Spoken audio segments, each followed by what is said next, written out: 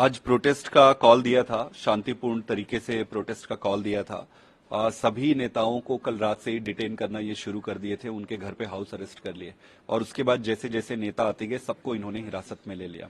आतिशी जी को भी हिरासत में ले लिया है, सौरभ भारद्वाज जी को हिरासत में और कई सारे बड़े नेताओं को इन्होंने हिरासत में ले लिया है। लेकिन मैं इतना कहना चाहता हूं कि दिल्ली की जनता अब प्रोटेस्ट अपने हर मोहल्ले पे, हर गली पे और सबसे बड़ा प्रोटेस्ट होगा जब चुनाव आएगा, उस समय अपने वोट का उपयोग करके देगी। तो भारतीय जनता पार्टी का जो दांव है, जो पेच है कि केजरीवाल जी को अंदर करके ये देश की जनता को और भाजपा देश के आम आदमी पार्टी को जो तोड़ने का प्रयास कर रही है, ये उल्टा पड़ने वाला है। आम आदमी पार्टी के पास अब कहीं न कहीं नेतृत्व का एक तरह से संकट है। आप सबसे महत्वपूर्ण चुनाव अपना लड़ने जा रहे हैं, लोकसभा का चुनाव। किस तरह की रणनीति रहेगी, कैसे कैंपेन करेंगे, मैनेज करेंगे? मुझे नहीं लगता है कि इसमें किसी तरह का संकट है। निश्चित रूप से आप हमारे नेता को जेल में अगर कोई डालेगा तो उससे थोड़ा डिस्कम्फर्ट तो होता ही है, दुख होता है, लेकिन राजनीति को इससे ज्यादा फायदा होगा। देखिए, राजनीति जनता की मर्जी से चलता है और जनता की मर्जी, जनता की इच्छा और जनता का प्यार आज केजरीवाल के साथ है। तो जैसा मैं बार बार कह रहा हूं कि इनका दांव उल्टा पड़ेगा, उसका मतलब यही है कि जनता जो न्यूट्रल से भी जो जनता थे, आज वो भी ये कह रहे हैं कि केजरीवाल के साथ अन्याय हुआ है, देश की जनता के साथ अन्याय हुआ है। तो मुझे ये लगता है कि बहुत तूफान आएगा इस देश में, जनता का प्यार उमड़ कर केजरीवाल जी के लिए बाहर आएगा और इसका फायदा पार्टी को मिलेगा राजनीतिक रूप से। तो कोई राजनीतिक संकट नहीं है। मेरा ये मानना है कि इससे राजनीति में जनता के प्यार में बढ़ोतरी होगी, इस पे कोई नुकसान नहीं।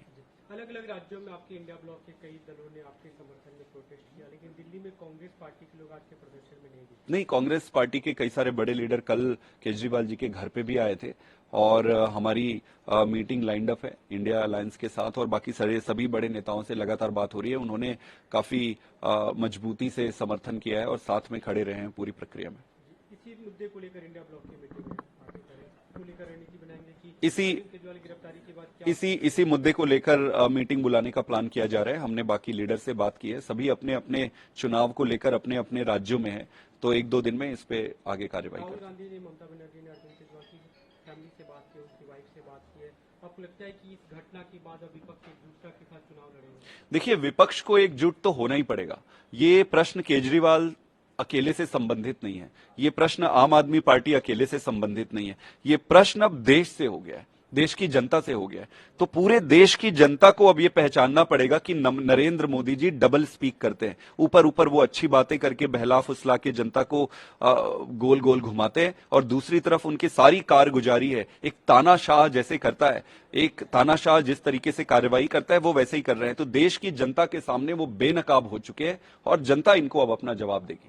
अभी बीजेपी की तरफ से लगातार बयान आ रहे हैं। सुधांशु त्रिवेदी का एक बयान है, उन्होंने कहा है कि अरविंद केजरीवाल पहले ऐसे नेता है जो भ्रष्टाचार के आरोप में गिरफ्तारी के बाद भी अपने पद पर बने हुए हैं, नैतिकता के आधार पर उन्हें इस्तीफा दे देना चाहिए। नैतिकता की बातें इनके मुंह से शोभा नहीं देती है। भारतीय जनता पार्टी हर एक चंदा लेकर जो धंधा चला रही है। भारतीय जनता पार्टी के कई सारे लीडर्स जो दूसरी पार्टी में थे, जो जिनके ऊपर केसेस थे, उनको ये लेकर आज बड़े नेता बना दिए। तो सरकार तोड़ना, सरकार की चोरी करना, संस्थाओं का दुरुपयोग करना, ये नैतिकता की बात करें तो फिर बड़ी गजब बात है। आज देश के लिए नैतिकता यही है कि किसी भी तरीके से नरेंद्र मोदी जी के तानाशाही से लड़ा जाए। तो जो ये लड़ाई लड़ेगा वही नैतिकता के साथ है। गिरफ्तारी को एक तरह से चैलेंज करते हुए जो याचिका दाखिल की गई थी उसे वापस ले लिया गया है, ऐसा क्यों? इसको लीगल टीम की तरफ से डिसाइड किया है कि अब इसको लोअर कोर्ट के थ्रू आगे प्रोसीड किया जाएगा।